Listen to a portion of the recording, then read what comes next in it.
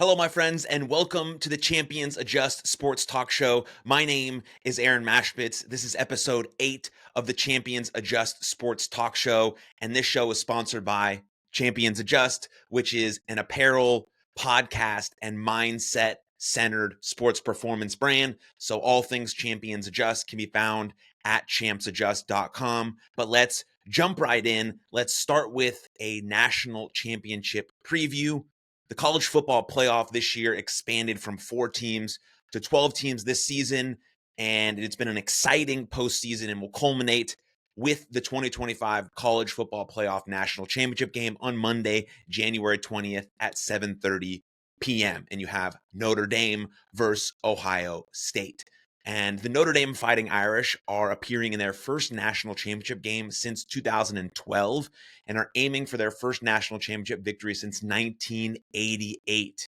It won't be easy though, right? They have the number 8th seed Ohio State Buckeyes, who are 13-2, and an 8.5 point betting favorites against the number 7th seed Notre Dame, who's 14-1.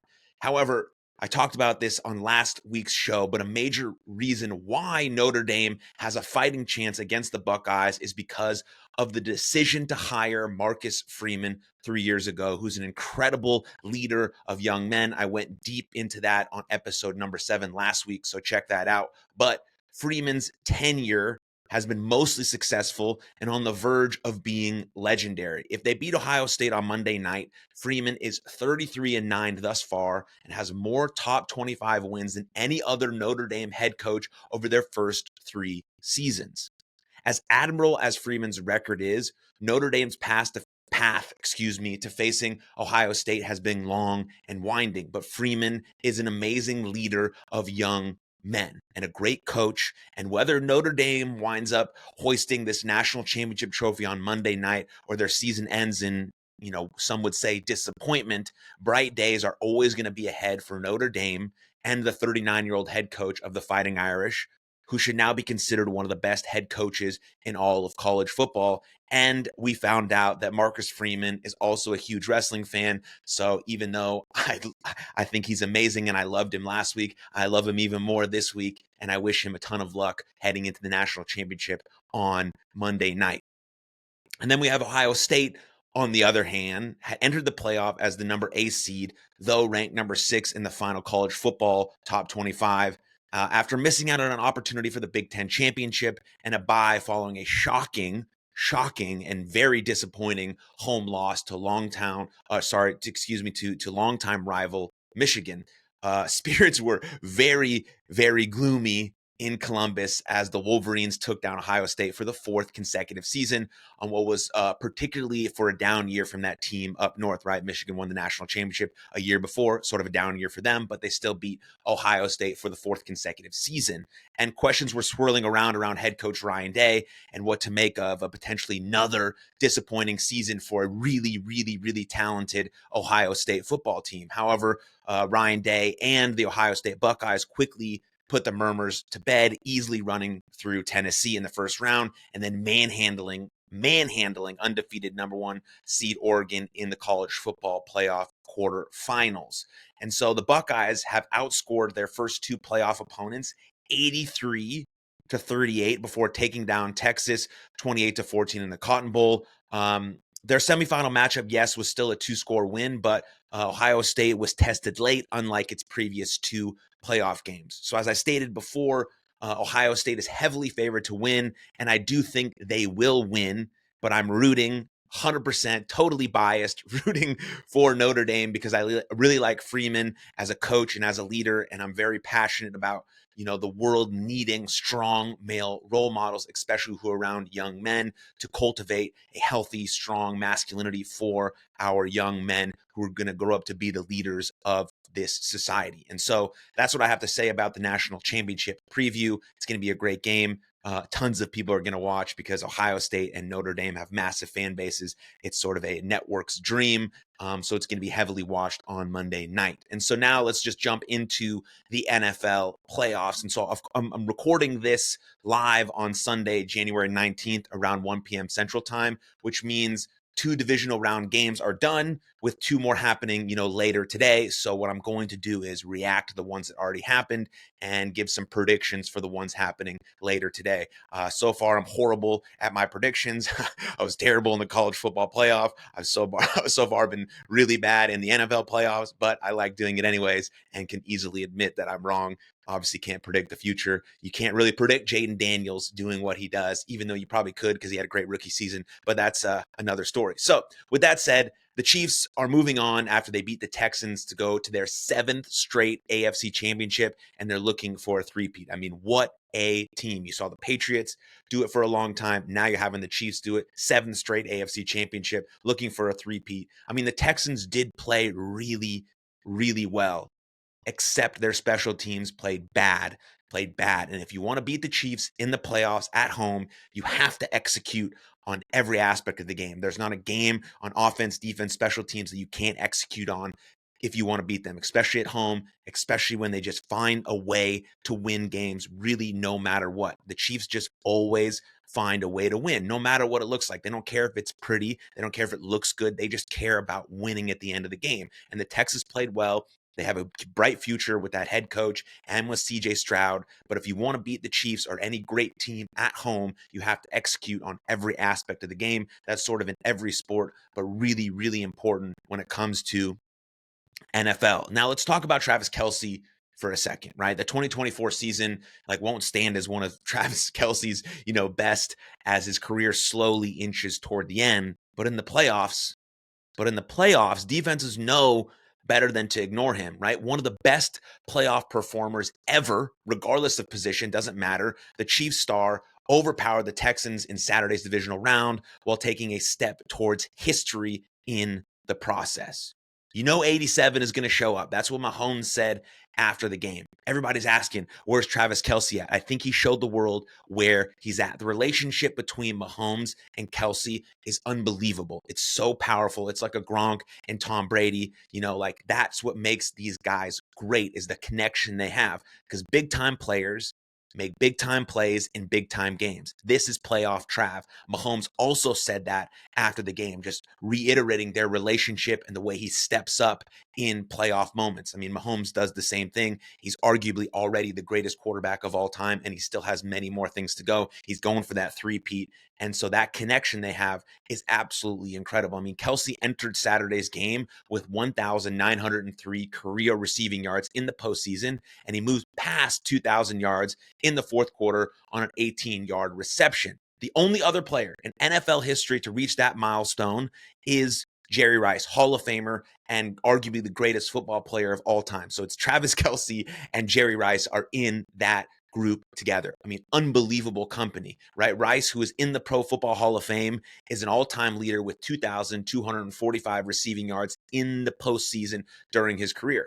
Kelce entered Saturday with an NFL record of 165 receptions in playoff history. Second on the list is Jerry Rice at 151. I mean, these two guys are neck and neck in terms of absolutely historic playoff runs. That's what Jerry Rice is considered the best of all time. And then Kelce has reached 100 or more receiving yards in a playoff game for the 9th time. That's also an NFL record. Other notable stats for Kelce is he's the first player in NFL history with 100 plus receptions in 7 straight seasons. That's including the postseason. Kelce has 70 plus receiving yards in 14 straight playoff games. That's an NFL record. Kelce has 23 straight playoff games with 3 or more receptions. That's an NFL record. I mean, it's just absolutely incredible. We're watching greatness unfold right before our eyes. Playoff Kelce is a different animal entirely. He's the best to ever do it at the tight end position.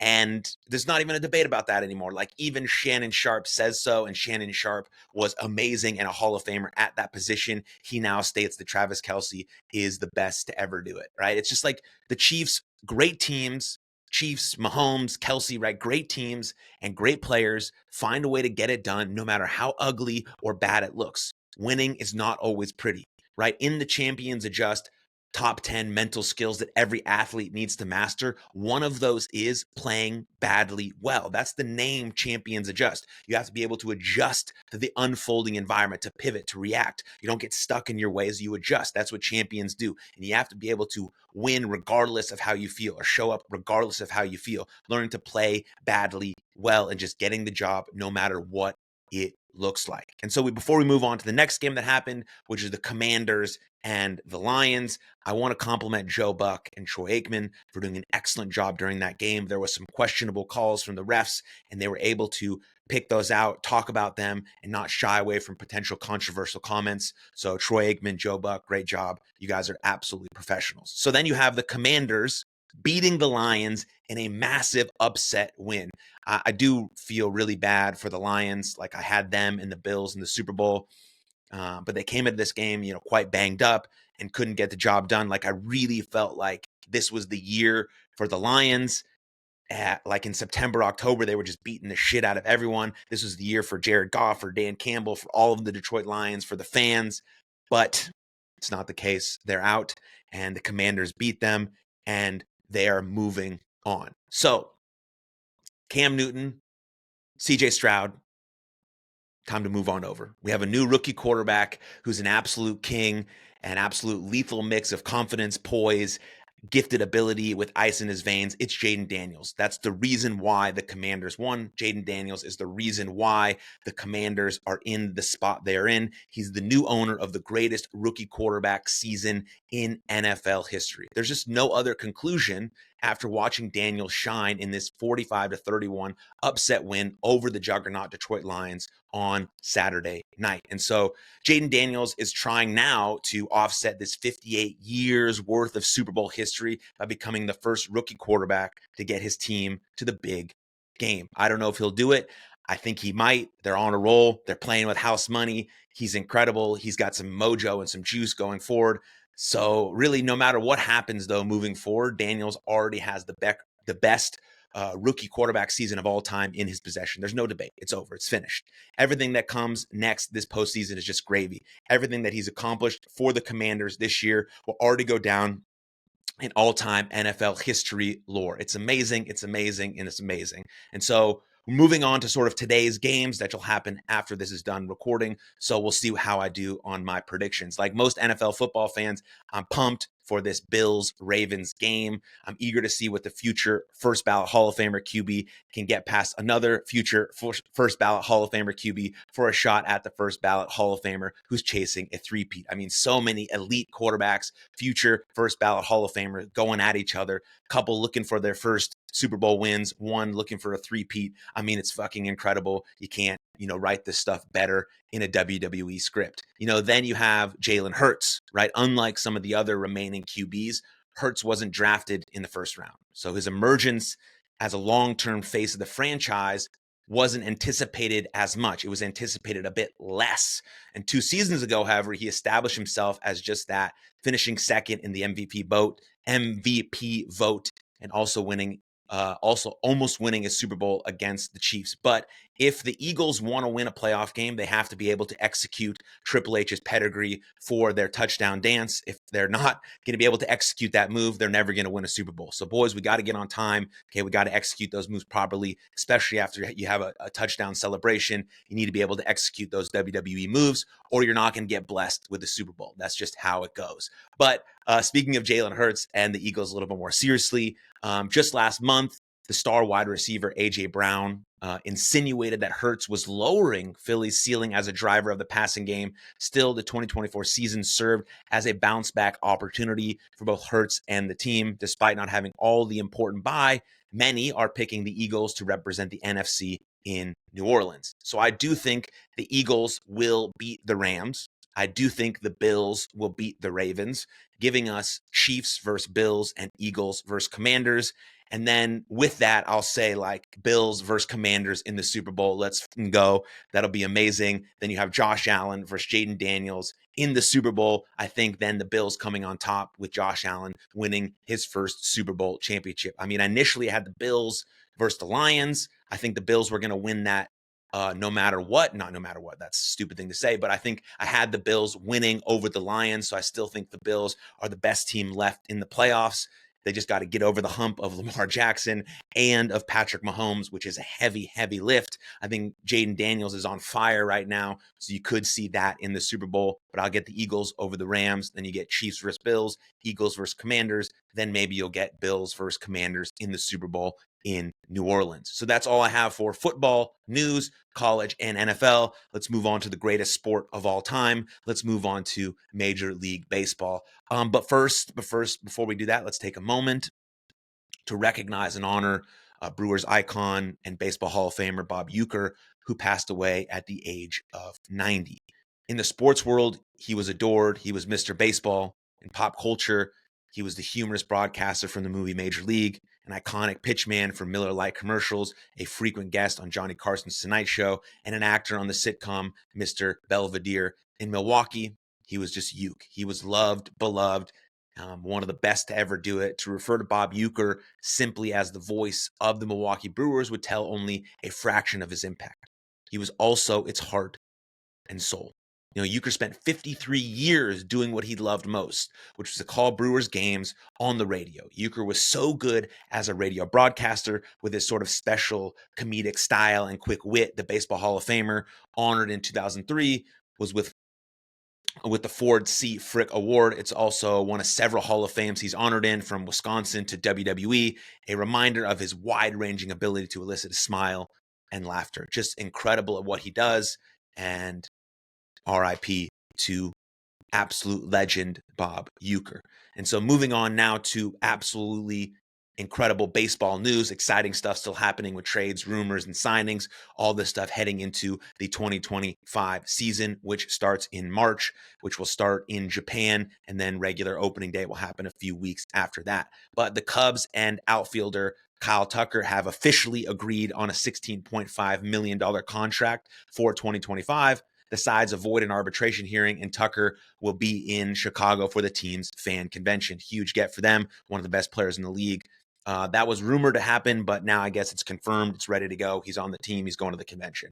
And then you have outfielder Jayden Daniels, who had a breakout year last year, and the Boston Red Sox are in agreement in a one-year, $3.85 million deal that includes a club option for $8 million in 2026. The deal also avoids arbitration hearing, where the Red Sox had filed for 3.5 and Duran filed at 4. That's how they landed on 3.85 million. And then another big move for the Mets, who spent all of the money in the whole world on Juan Soto. Left-handed reliever AJ Minter and the New York Mets are in agreement on a 2-year, $22 million contract, of course, pending physical, but I think he'll be fine with that. The deal includes an opt-out after the first season, but the Mets keep adding talent. They're trying to build a major, or to try to build a World Series roster type team around Juan Soto, since they spent $756 million on him, and they expect to win at least a couple World Series in the next 16 years. You need pitching to do that, and AJ Minter makes that bullpen just a little bit better. And then you have right-handed reliever Jose Leclerc, and the Athletics are in agreement on a one-year, $10 million contract. The A's keep getting better. They actually are spending money this offseason. They keep getting better. This could be because of the move to Las Vegas and all this stuff happening, but I love to see the A's making moves and spending money. I also want to say thank you, Leclerc, for helping the Rangers win the World Series in 2023. And then the rest of this is all about the Dodgers and how much freaking money they keep spending and how much better their team is getting over and over and over, and how likely they are to repeat as World Series champions this coming season. But the Dodgers traded Dylan Campbell to the Phillies in a trade that included international bonus pool space. Just so you know, Dylan Campbell is an outfielder that was 136th overall pick in the 2023 draft from the University of Texas. He had 10 homers and stole 42 bases last year in high A. So that pool space led to Japanese star Roki Sasaki signing with the Los Angeles Dodgers. He announced it on Instagram. This 23-year-old right-hander has an absolutely stellar, hard, sizzling fastball, a deadly splitter like a lot of Japanese pitchers. Joins his Samurai Japan teammates Shohei Ohtani and Yamamoto with the World Series champion Dodgers. They just keep getting better. He will get $6.5 million from the Dodgers. The Dodgers also signed Joseph Dang, who is a 6'7" baseball player, throws 95 miles an hour. He's also the first player from South Sudan to link a pro contract. The Dodgers signed him. He's the second player from Africa in the 2025 international class. I mean, that's just a really cool news. Of course, it's the Dodgers that signed him, but it doesn't really matter who signed him. It's cool for baseball. It's cool for the future of the sport. It's cool for baseball in Africa and all that things that's happening with the World Baseball Classic and the expansion of baseball and more people being able to enjoy the sport and love the sport and be into the sport. And so Joseph Dang, 6'7", throws 95, signs his first pro contract. What a thing. What a deal. That's so cool. The Dodgers also signed a closer, Tanner Scott, who's one of the best relievers in baseball. Tanner Scott and the Los Angeles Dodgers agree to a 4-year, $72 million contract. Scott is 30 years old, was the best free agent reliever available this winter, and got paid an elite amount as part of the Dodgers' very, very deep bullpen. He joins Blake Trinan in that very deep bullpen, and they just keep getting better and better and better and better. So when Tanner Scott's deal is actually made official, the Dodgers' luxury tax payroll for 2025 will exceed $375 million. This is about $70 million more than the next highest team, which is Philadelphia.